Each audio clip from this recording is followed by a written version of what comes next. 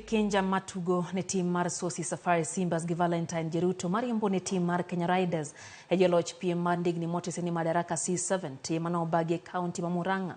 Kinjah notieko thuolo mokwongo e piem mag kilomita 83 bang' riembo ndiga kuom seche 2 dakika 30 gi nyiri 4. Ivan Wangai mane riembo ne tim mar Kenya Riders notieko thuolo mar 2 ka thuolo mar 3 nokaw gi James Juma.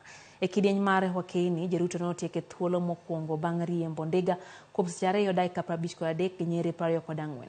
Purity Mutai gi Margaret Mutuku notieko thuolo mar 2 gi 3 kaluwore. Tukegi duto noyudo jotugo maromo 60.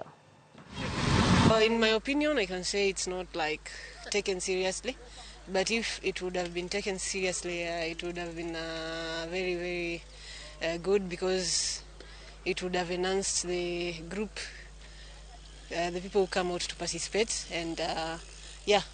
It's a nice way of nurturing youth talents. A lot of these are elite athletes who will eventually go on to represent not only the country, but also form a basis of a career.